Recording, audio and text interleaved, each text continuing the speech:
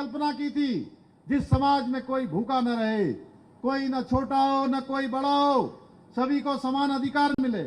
उनकी अमर वाणी आज भी हमारा मार्गदर्शन करती है, हमारा पथ प्रदर्शन करती है। उन्होंने कहा था, जाति जाति में जाति है, जो केतन के पात, रैदास मनुष्य न जुड़ सके, जब तक जाति न जात। अर्थात जिस प्रकार केले के तने को छीलने पर एक के अंदर एक, पत्ते के नीचे पत्ता निकलता है और अंत में कुछ नहीं निकलता, इसी प्रकार इंसान भी जातियों में बंटकर नष्ट हो रहा है।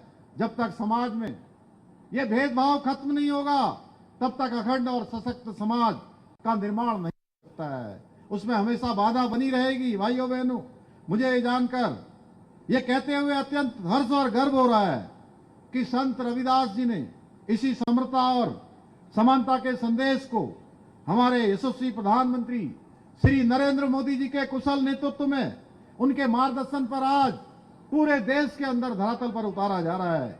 आज केंद्र व राज्य की डबल इंजन सरकार है।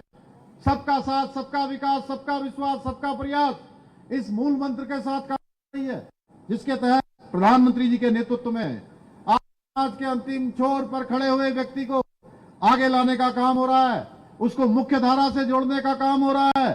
भाइयों बहनों, दशकों तक देश की राजनीति में गरीब, दलित, वंचित और श्रमिक समाज की बात तो बहुत की गई, लेकिन उनकी बुनियादी आवश्यकताओं को पूरा करने के लिए किसी भी सरकार ने कोई ठोस कदम नहीं उठाए।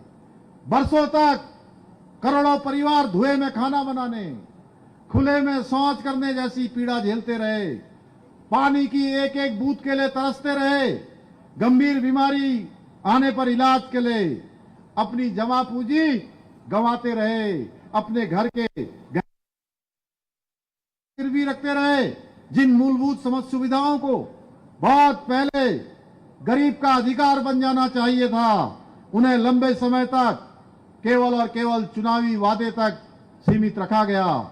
लेकिन आदरणीय प्रधानमंत्री श्री नरेंद्र मोदी जी ने राजनीति को तुष्टीकरण नहीं, राजनीति को केवल वोट बैंक नहीं, बल्कि सेवा और सुशासन का माध्यम बनाया।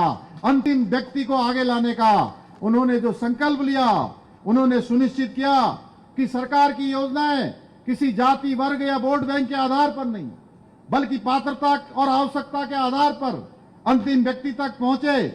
इसी का परिणाम हुआ कि उज्ज्वला योजना ने हमारी माताओं बहनों को धुएं से मुक्ति दिलाकर उन्हें सम्मान का जीवन दिया।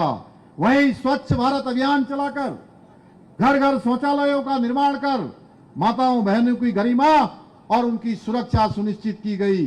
साथ ही जल जीवन मिशन